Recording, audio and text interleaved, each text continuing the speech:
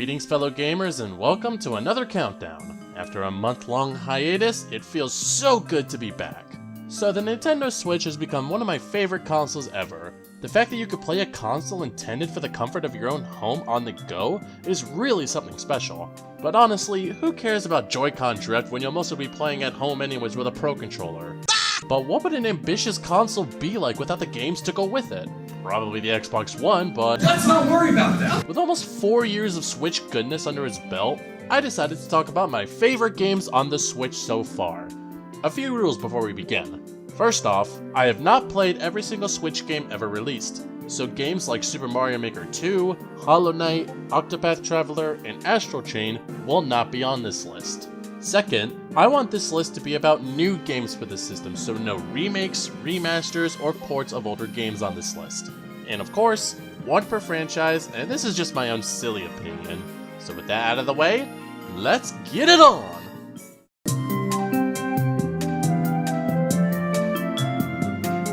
I'm quite happy that Capcom has been on a resurgence the past decade with series like Devil May Cry and Monster Hunter on the rise, but none have been quite impactful as the Blue Bomber himself.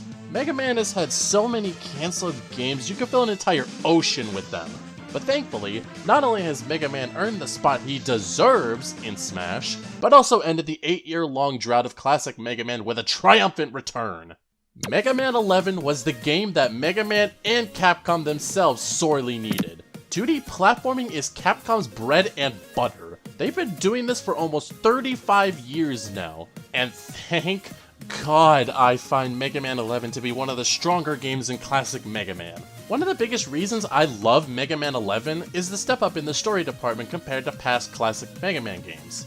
It's finally about time we got some exposition from Light and Wily's past as university students, and now I kind of feel bad for Wily as his motivations were mostly selfish.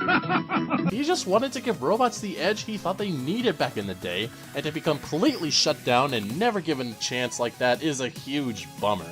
I appreciate that as the series goes on, we get more layers to these characters we've known for so long, however small they may be. Gameplay is back to the good old Mega Man we had in Mega Man 3 through 8 as the slide returns, but the biggest change to the gameplay this time around is the double gear system. Fighting fire with fire, I see. You get the speed gear, which temporarily slows down time to help you react to dangerous obstacles or enemies, and the power gear, which lets you shoot out more powerful buster shots. And the best part about the power gear is that they apply to the weapons you get from the Robot Masters, which can lead to some devastating attacks. Just look at the Thunderstorm. Holy wowzers. You can also activate both gears at the same time when at low health, but the standard gears should do you just fine. Speaking of the Robot Masters and their weapons, I like most of these Robot Masters this time around, especially Acid Man, Tundra Man, and Fuse Man. I especially love all the weapons, not just for their practicality, but for their utility, as most weapons can be used as a secondary function, like the pile driver being a mid-air dash. Level design is mostly pretty strong, though I did notice that these levels are longer than past games, which I think is just fine as the levels are all interesting enough to keep your attention.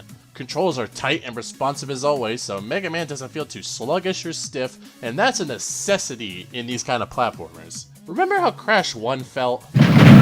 Terrible, let me tell you. And oh yeah, music and presentation are great as always for Mega Man. While Mega Man 11 does play it a little too safe in some aspects, and dying may feel a little too punishing towards the player, this is still a great addition to the Mega Man lineup. Good to see you back, buddy. Hoping it's not a one-time ordeal.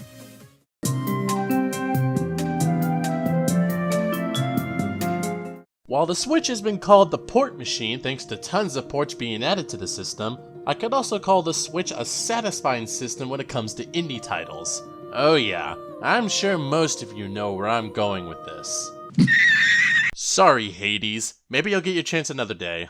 As for my indie title of choice...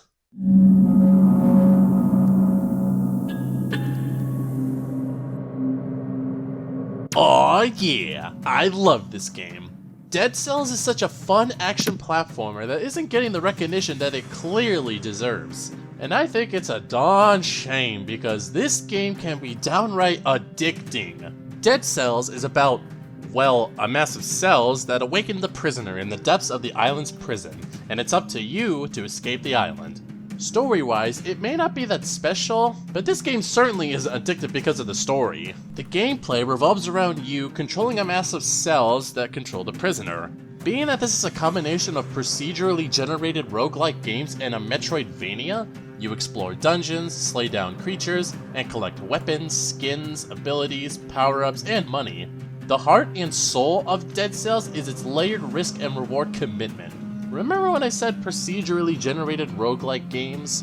Yeah, every time you die, which will be a lot of times mind you, the dungeon layouts, enemies, and item placements are ever changing. Meaning if you want to try and escape the prison again, it will not look the same. I love this mechanic. It not only encourages multiple runs considering that every run will be different, but it's an incentive to use what you have learned to make it farther. This loop is the core of what makes progression in Dead Cells so special. Each new zone you encounter, each new artifact or weapon or skill you uncover, it all spurs a rewarding sense that you're slowly peeling away this great mystery. The momentum also really shines here as the slick system of running, jumping, dodging, and pounding through these dungeons feels so good. And you really have to put your skills to the test because this game is brutally challenging. I remember dying so many times in this game, but that's a good thing. These dungeons are also gorgeously detailed with graphics that look really well designed, as the same applies to the music. Although, I can safely say that this game will certainly not be for everyone, especially when the game at times feels like a good old Ghosts and Goblins playthrough, but with only one life and the levels are different every time. No checkpoints, you die, you start all over, the layouts are different. Good luck! However, if you are into addictive, digestible runs with constantly shifting levels and layouts and gorgeous environments, then this game certainly is for you. Just don't go into a fight you're not going to be prepared for, because you will die.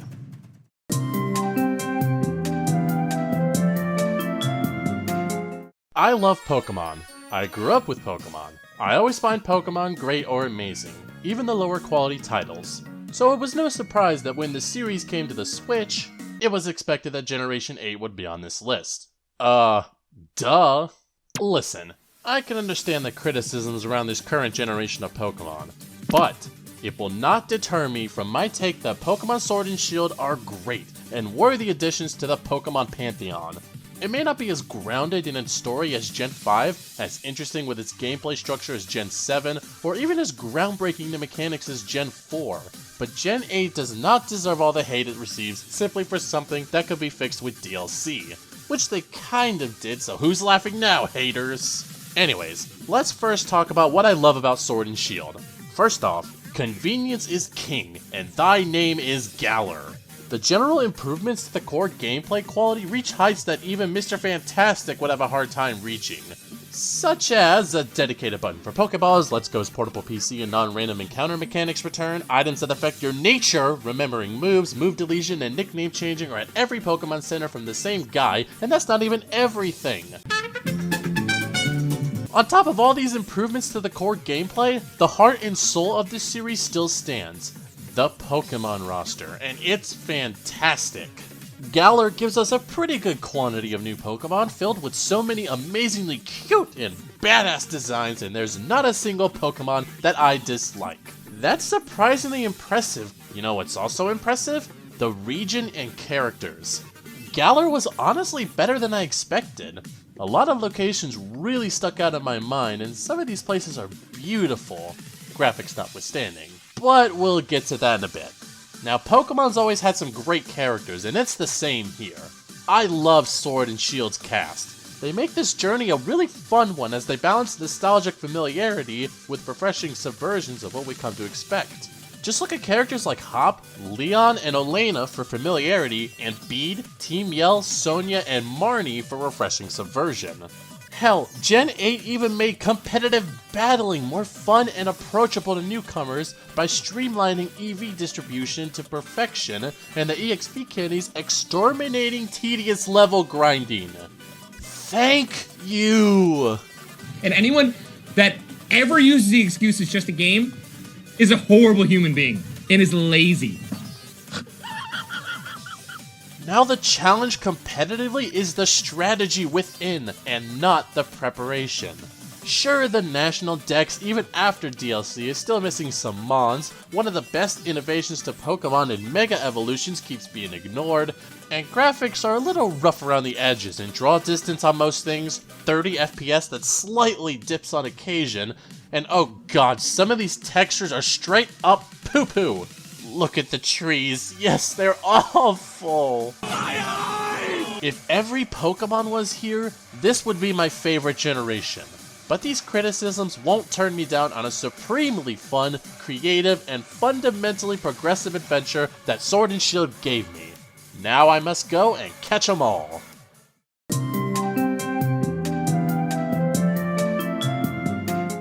We live in a time where the word originality doesn't apply to video games that often anymore. But thankfully, back in the Wii U days, we had a brand new IP that truly gave us a unique take in a genre that desperately needed it. Next up is probably the most recent game I've played for this list.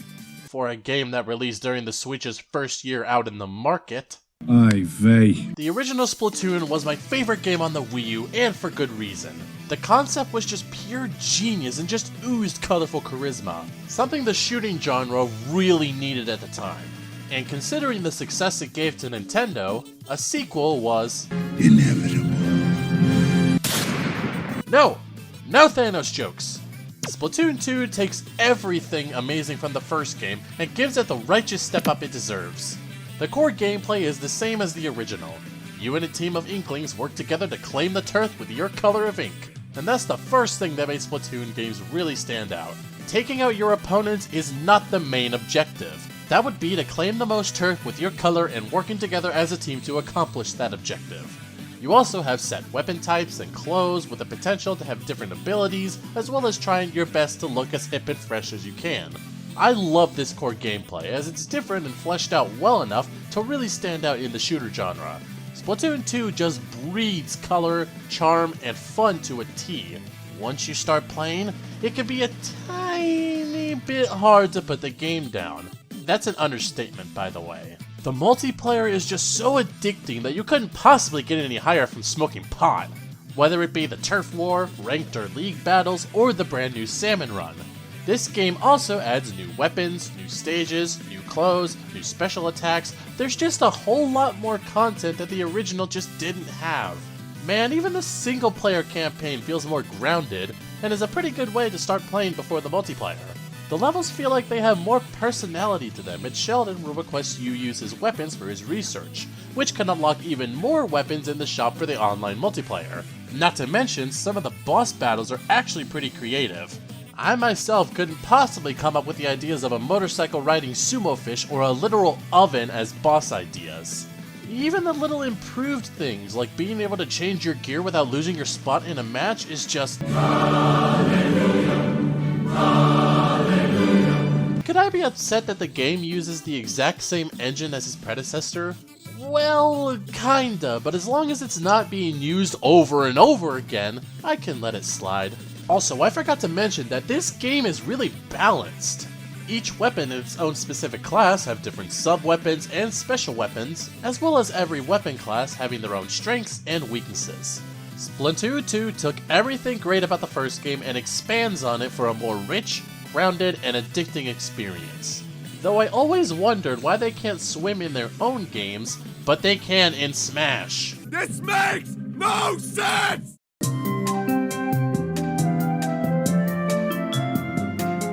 RPGs are my favorite kind of video games out there, so it's no surprise I played a plethora of them.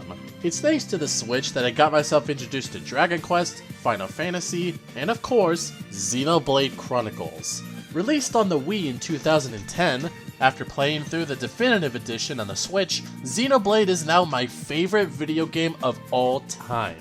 So how does the sequel compete with its predecessor? Pretty damn good, actually. It is ridiculous and upsetting to see how very mixed Xenoblade Chronicles 2 is within the fanbase. Glad I ain't really a part of any fanbases. Xenoblade Chronicles 2 may not be as polished or fleshed out as the first Xenoblade, but it's still a very worthy addition to the series and one of my favorites on the Switch.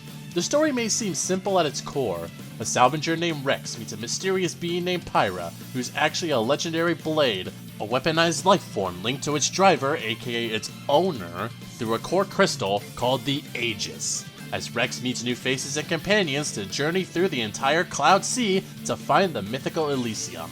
While simple at its core, digging deeper reveals that this is a very well told, compelling story with a tale about nations and conflict, a large, colorful cast of characters, plot twists at almost every turn, and the classic Monolith Soft goofy humor we all know and love. Zik von Gembu, chaotic bringer of chaos. Honestly, it's kind of goofy. And it's redundant as well.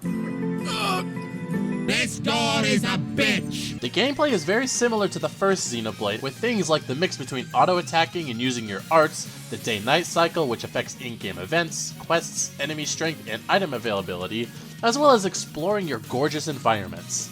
However, this is all expanded upon with not just the arts, but also a diverse set of blades where each one is essentially its own weapon, with distinct elements like fire, electricity, and ice, which come in 3 different roles: attacker, healer, and tank. I find this gameplay to be even better and more varied than the first game because it gives you more options to strategize. With different sets of drivers, blades, and related arts, it can make all the difference on the many, many battles you will encounter on this journey. Speaking of the journey, my god, these graphics and landscapes on several different Titans are gorgeous. I often sometimes just ignore the main story quest for a little bit and just explore this beautiful world. I also really appreciate the voice acting, as there are a ton of diverse accents ranging from America to Australia to Scotland. I love seeing varied voices in a huge game such as this one. Music is also great, especially those battle themes needing a special mention because holy crap, they slap. Although this game is fantastic, it still does have its flaws. The story does have its misfires sometimes, the animation during some cutscenes is very stiff, and the gacha mechanics with the blades, while easy to understand, was very frustrating to find blades with specific secondary effects that you needed for a specific battle. Despite these minor flaws, Xenoblade Chronicles 2 is a really great game with Monolith Soft doing what they do best, and I highly recommend this to any big RPG fans out there. And all of this isn't even accounting for the expansive DLC Torn of the Golden Country, a prequel story to Xenoblade 2. I still have yet to play it, but I have high hopes for it.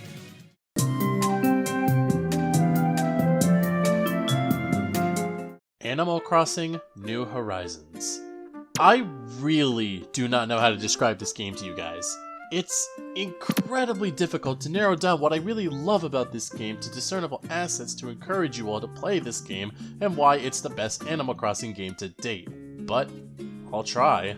New Horizons is a game where you move to a deserted island after buying an island package from Tom Nook. You start from the bottom up, exploring the island, gathering and crafting items, catching insects and fish, and digging for fossils, as you eventually build up a community with Tom Nook and Isabelle with some shops and a museum for all your insects, fish, fossils, and completing various tasks around the island for Nook Miles currency for more items, as you also eventually invite some familiar and new villagers to your island and simply just wandering around your island doing the same stuff every single day. Now, when I put it like that, it doesn't sound as appealing as something like a Zelda or a Pokemon game. You're a big tough guy, buddy? You just ran into me? How do you like that? But New Horizons is more of an experience game rather than a mechanics or gameplay based one. You become friends with your fellow villagers and you grow to love them, or you can invite new villagers to your island. Finding the right furniture for your house is oddly satisfying on a personal level. Making your island the way you want it to be is really enjoyable, and just walking around at different times of the day is just calming. You can even fly to other islands outside of the online modes to simply just gather items, fruits, talk to other villagers that may be there, and so on and so forth. Playing New Horizons may not exactly be exciting, but its charm easily makes up for that.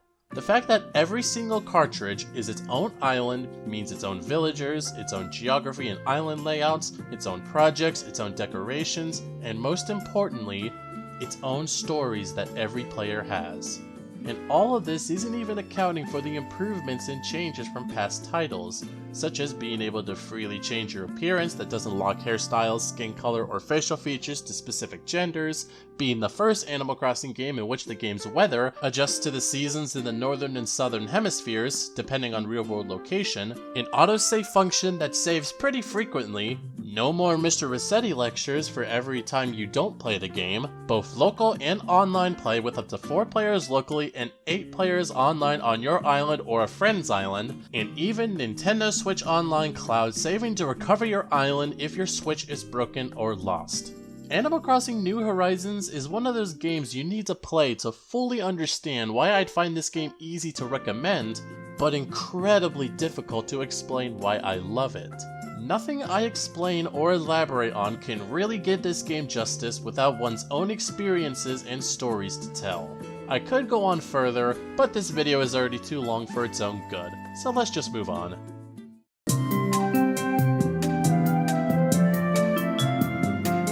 I feel like I only need to show a few words to introduce this next game. Cue the clip.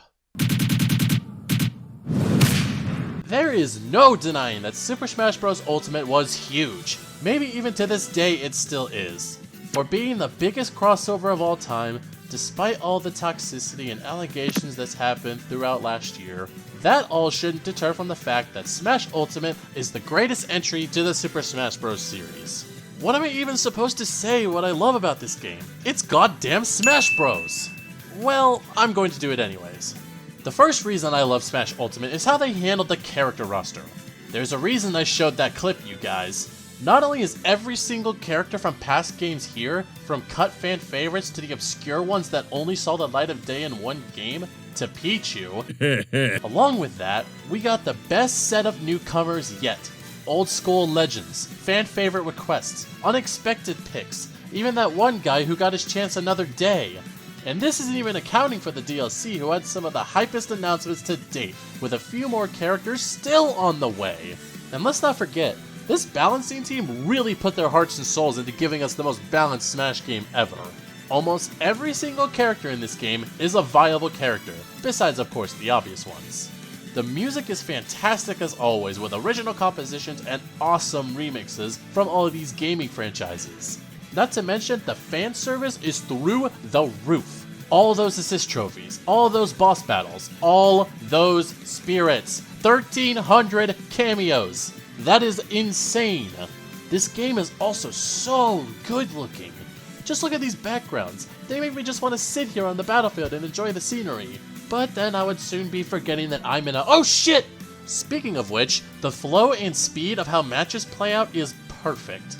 It's faster than Smash 4, every character has combos to deal damage. I mean, what else could I really say that could justify having Smash on my list? It's Smash Brothers! I guess I could say the single player modes are fine, but come on. The main appeal to Smash is multiplayer play. I have over 1,600 hours currently on this game simply for it being Smash Bros, and I can guarantee that I am not done yet with what this game offers. The best Smash Bros experience we've seen to date. It's thanks to this game that I have been the most invested in Smash Bros for years, as the past games were great, but they didn't really get me hooked up as much as it really should have. But with Ultimate, there's no comparison. And come on people, let's be real. Smash is on this list solely because it's Smash Bros. Everyone wanted this game. Everyone bought this game. The hype is still real to this day with the DLC. And with more DLC still on the way with a few more characters, let's just see what Nintendo has to offer us. I'm still hoping it's some of these characters, but what are we gonna do?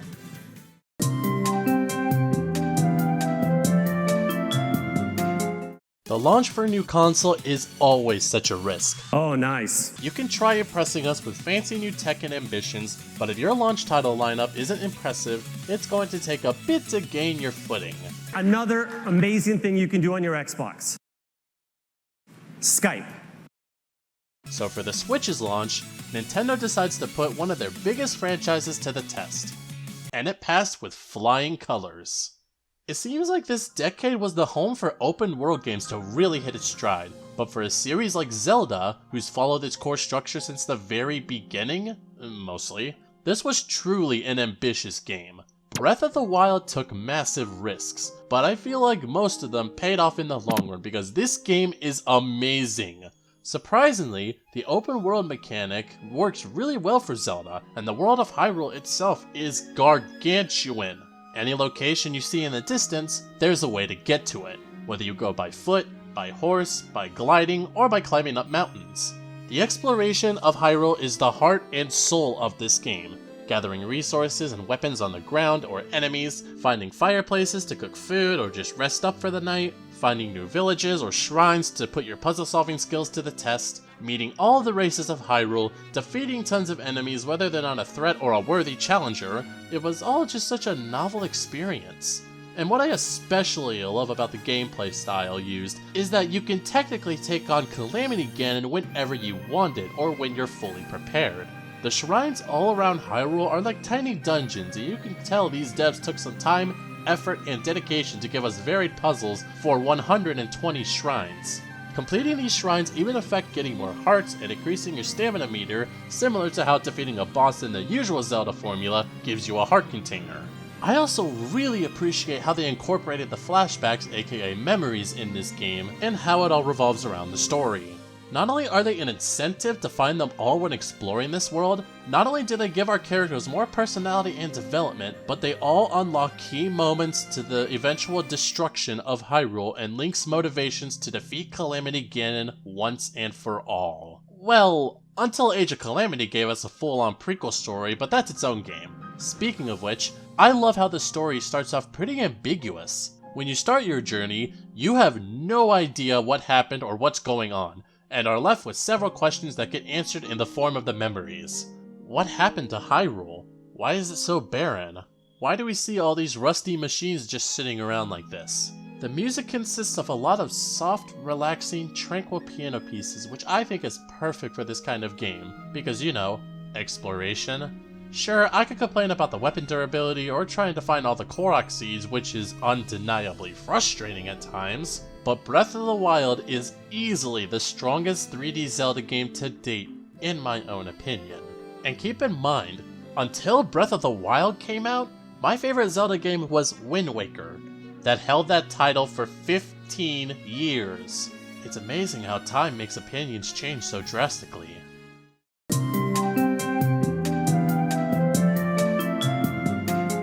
I am so happy that Fire Emblem became the worldwide phenomenon it was meant to be.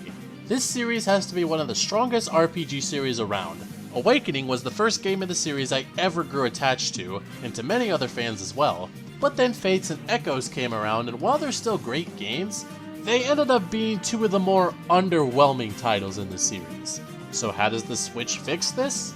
By blowing our fucking minds. Fire Emblem Three Houses isn't just a step up for the series.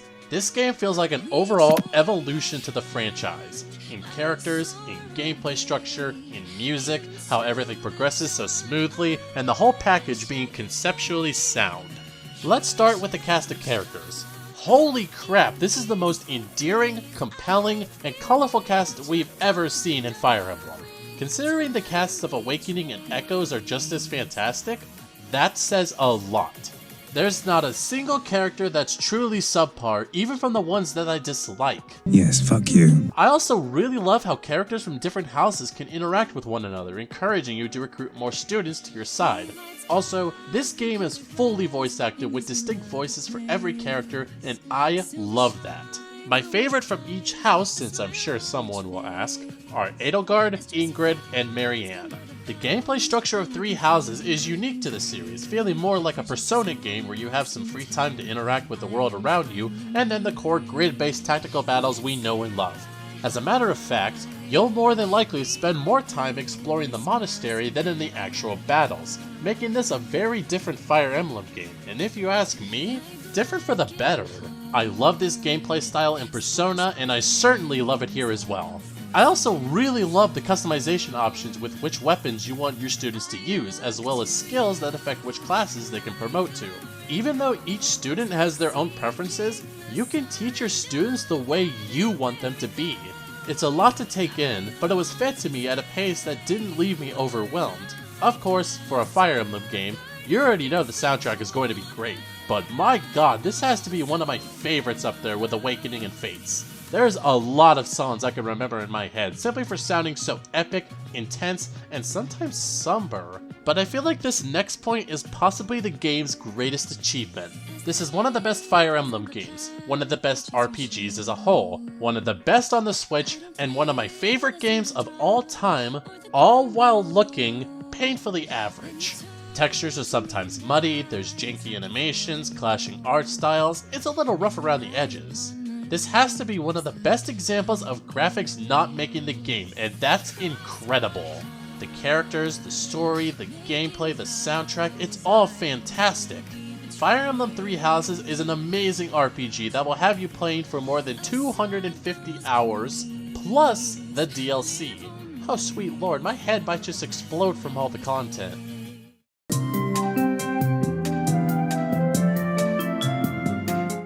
Let's be real here.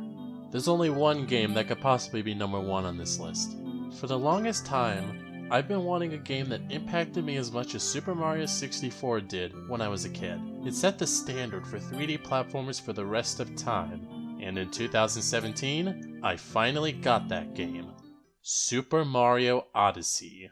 What can I possibly say about this game that hasn't been said already to justify why it's my favorite Switch game?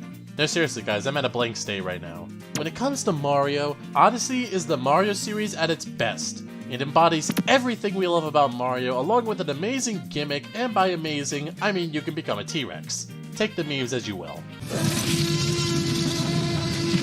The story may be the usual Bowser kidnaps Peach shtick, but other than that, Mario Odyssey is practically a perfect game. Nope, I am not joking. Let's start with the gameplay. Odyssey brings all the tight platforming people have come to expect with a 3D Mario game, and it pairs this up with the greatest gimmick in the series, Cappy. Not only does Cappy further enhance the platforming to new heights, seriously, speedrunners of this game abuse these enhancements, but Cappy also gives us the sheer joy of becoming enemies. Literally. This creates new ways to attack enemies, traverse through levels, and collect power moons spread out throughout the game.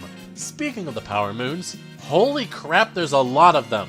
This game eclipses every other 3D Mario game combined with a total of 999 power moons to collect.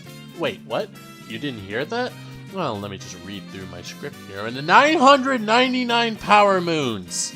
That's staggering! And unlike the Korok seeds in Breath of the Wild, it doesn't feel frustrating or overwhelming to collect the power moons at all because they're put in places that won't make you tear your hair out. This makes the overall experience immensely satisfying, especially because these kingdoms look so cool. Some of them may not be on the side of originality, but they're just designed so well that it doesn't really matter? It's similar to the level design concepts of Kirby Planet Robobot, taking typical level tropes and putting a new spin on it. Also, gotta mention the boss battles. They're not perfect or challenging in any way, in fact they're quite the opposite, they're just really fun. Especially any battle with Bowser where you just get to punch him with his hat boxing gloves. So satisfying. I'm surprised I've gone this far without even mentioning the soundtrack. Well, time to gush about that too. The music in this game is so good with so many memorable music tracks. And I'm just gonna say it, Jump Up Superstar freaking slaps. What more could I say? Super Mario Odyssey is the best 3D Mario game, encompasses everything we love about Mario, and is done beautifully, and is my all-time favorite Nintendo Switch game. This has been K-Dog. I hope you all have a great day, and I seriously cannot wait for what the Switch has in store for 2021. Bravely Default 2, Monster Hunter Rise, No More Heroes 3, you know, even more games to add to my insane backlog.